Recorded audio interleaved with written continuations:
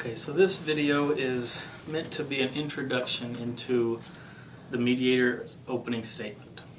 Now, I put two movie posters up behind me. This is The Runaway Jury, and the line that it says at the top is, "Trials are too important to be decided by juries." On the other side, this is a movie poster from the movie Shawshank Redemption. And the phrase at the top says, "Fear can hold you prisoner, but hope can set you free." And I thought those were pretty good, good movies, but also good ways to capture two different ideas. One is that mediation is used to help prevent the likely alternative of a trial, especially in a litigated case. Really meaning that you're trying to use the fear of the unknown or uncertainty or the fear of what could happen to help parties resolve whatever conflict they may be in through this process of mediation. The other side of this is the idea that hope is what can set you free, and that through this mediation process,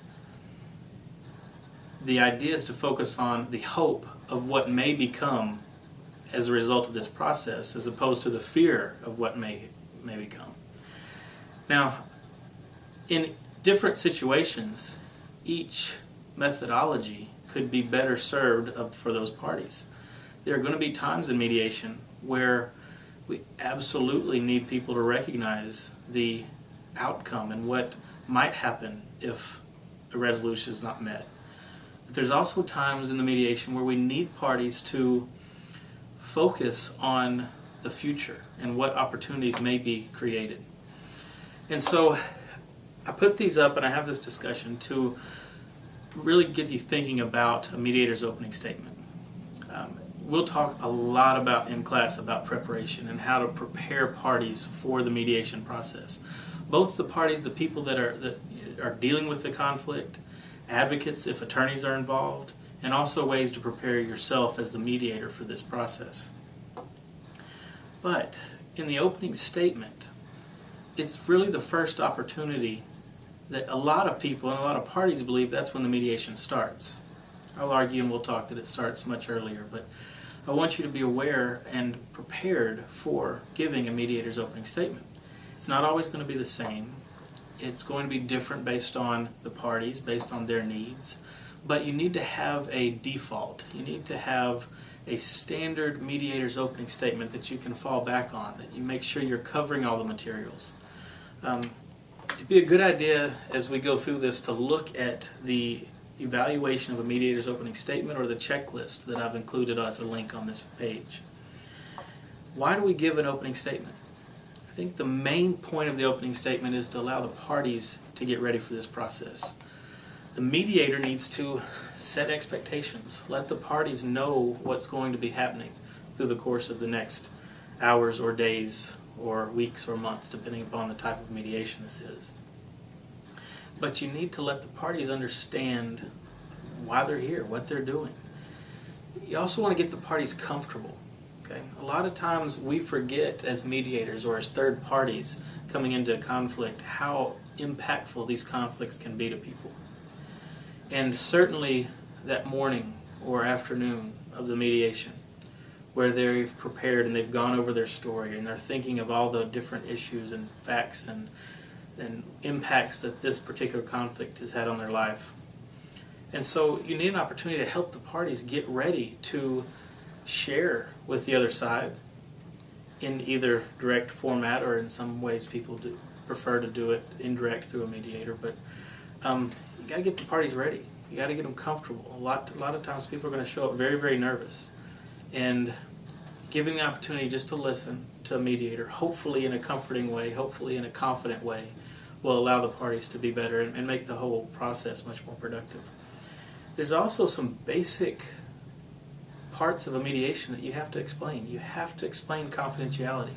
Make sure the parties understand that the process is confidential, that the mediator will hold things confidential from the other side in a caucus or in a private meeting format. need to make sure they understand that there are guidelines, that there are rules that help a mediation progress. You want to help really clarify the role of the mediator. If you are a practicing attorney or if you're not, you still need to let the people know that you are there to serve as an impartial third party. You're not there to make decisions. You're not there to decide the outcome of this. You're not there certainly to practice law or another professional, if you have another professional background. In fact, many of those things are prohibited through the Texas ADR statute. But you are there to assist the parties. You're there to give the effort, to supply the expertise that you develop as a conflict resolver, and you're there to serve the people in that room.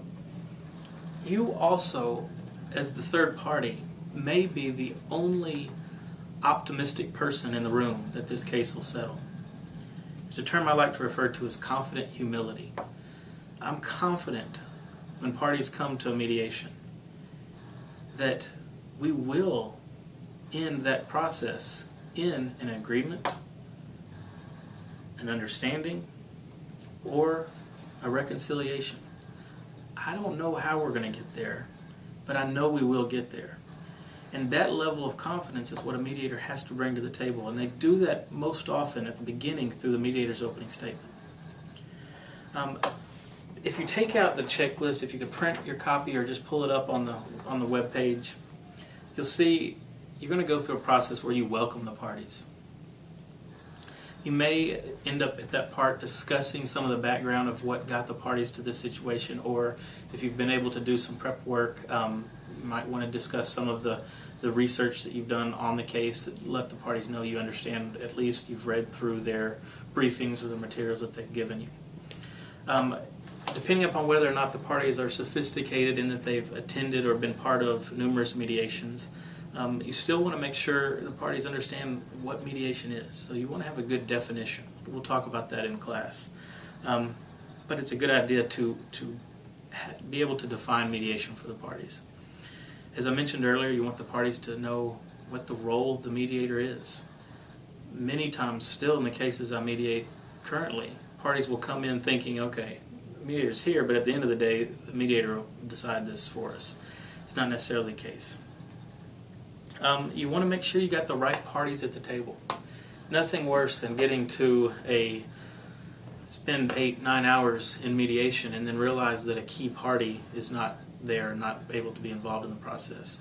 So you want to do that at the onset. The mediator's job is to make sure that the parties in this process are making progress and be able to document that progress for the parties, to encourage them to be optimistic, to instill hope that this will be the last day of this conflict and there will be a new relationship moving forward. Confidentiality. It'd be good now to just stop the video for a minute and go click on the link of the Texas ADR statute and read the section as it relates to confidentiality. You want to know that very clearly, and you want to be able to explain that for parties. You also want to look at the exceptions. I've added a link for both the main exceptions to confidentiality. In some cases, confidentiality can swallow the rule. There's different interpretations of confidentiality across the nation. There's some very strict enforcement of confidentiality, and there's some areas where confidentiality is suspect. So you want to start now trying to get a good understanding of confidentiality. Here in Texas, it is held very, very fundamental to this process. It's important, and mediators are protected through the ADR statute from ever having to testify as it relates to the conduct, settlement, negotiation that takes place during a mediation. Thank goodness for that.